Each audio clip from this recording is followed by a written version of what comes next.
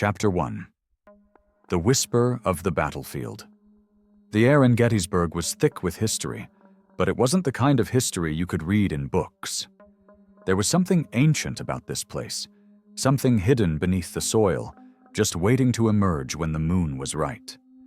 And on this particular night, the moon hung heavy and full, casting a pale light over the hills that had once been stained with blood during the Battle of Gettysburg. It was on this night that 5 friends, strangers to the horrors that had unfolded there, decided to explore the battlefield. They thought it would be fun. They thought they could handle a little ghost tour, maybe some stories, and a stroll down the infamous cemetery lane. They had no idea what they were about to unleash. "I heard people say the battlefield is cursed," one of them, Marcus, muttered as they stood near the Devil's Den. The wind whistled around them like a chorus of lost souls. "But I thought it was just talk." Lily, the most skeptical of the group, rolled her eyes. "It's a tourist trap. There are no ghosts here. It's just some old legends." But as the words left her lips, an unnatural chill swept over them. The night seemed to shift. The wind didn't feel cold. It felt wrong. And that's when they heard it, a low, guttural moan rising from the darkness. The group froze, staring into the blackness beyond the trees. It was impossible to pinpoint the source of the noise, but it felt alive. The sound twisted and writhed, like something trying to break free from the earth itself. "What the hell was that?" whispered Sarah, clutching her flashlight as if it could protect her from whatever lay ahead. They started to back away, but a strange noise, a rustling, like something dragging itself along the ground, echoed from behind them. Suddenly, the ghostly figure of a soldier appeared before them, his uniform tattered, his eyes hollow. The group screamed and scrambled backward, their flashlight beams flickering in and out. "Get out!" the figure rasped, his voice like the creak of a dying tree. "This place is cursed. You cannot leave until the debt is paid." The group was frozen in terror, the figure fading as quickly as it had appeared, but the feeling of something watching them never left.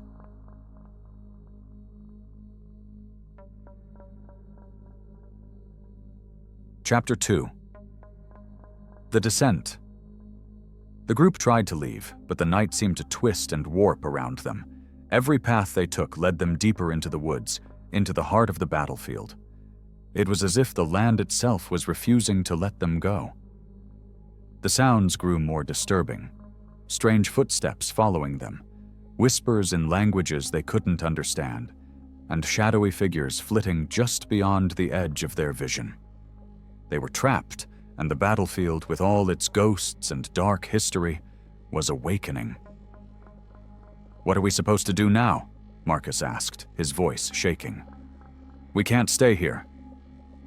But no one had an answer.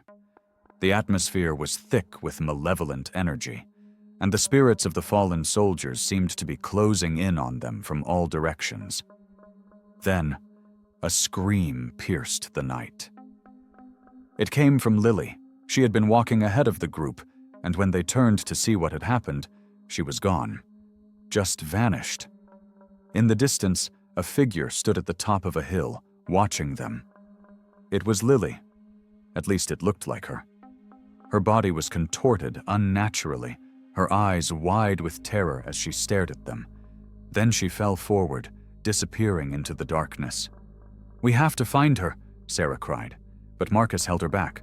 "No, it's not her. That's not Lily."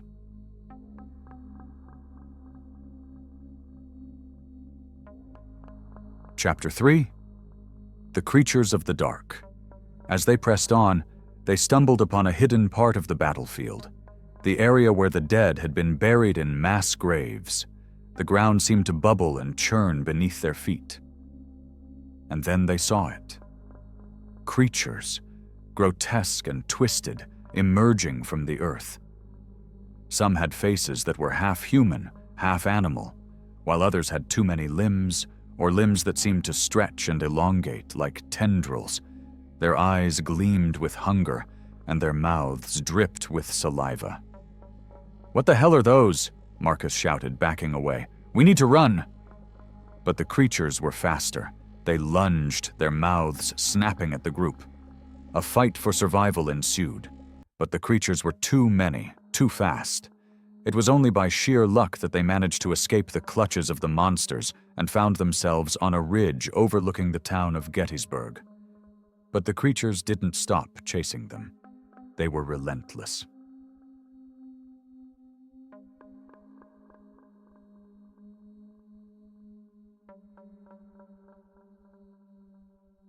Chapter 4. The Final Hour.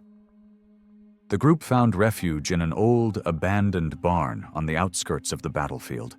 They barricaded themselves inside, but they knew it wouldn't be enough. Whatever had awakened on this cursed land would come for them, and there was no escape. "We have to break the curse," Sarah said, her voice trembling with desperation. "There has to be a way." Through the cracks in the barn, they could see the creatures circling, waiting for the right moment to strike. And then, the ground trembled again, and a voice, deep and ancient, echoed through the air. "Your souls are ours." Suddenly, a vision appeared in front of them, a battlefield from another time, soldiers locked in eternal combat, their spirits cursed to fight forever. And in the center of it all stood the figure of a man, a soldier with glowing red eyes. "It's him," Marcus whispered, "the one who cursed this place." The group realized that the soldier's curse had never been broken. They had to destroy him, to put an end to the war that had never ended. But to do so, they needed to find his grave and destroy his remains before the creatures could tear them apart. They set out on one final desperate mission, racing against time as the creatures closed in. They finally found the soldier's grave, buried deep beneath the earth, surrounded by hundreds of other fallen soldiers. With the creatures closing in, the group managed to unearth the cursed soldier's body.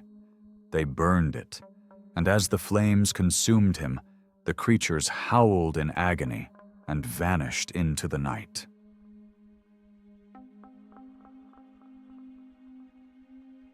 Chapter 3. The Dawn.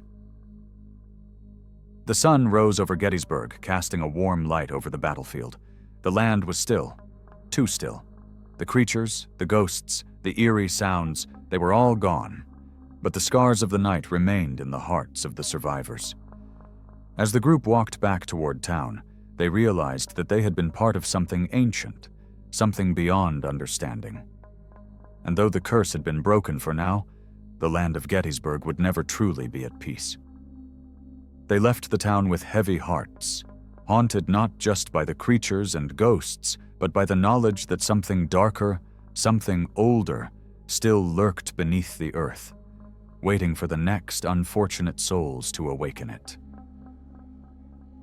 In the end, and though the battlefield was quiet every so often, when the wind howls just right, you can hear the moan of the lost souls, calling out to anyone who dares to step foot on that cursed ground.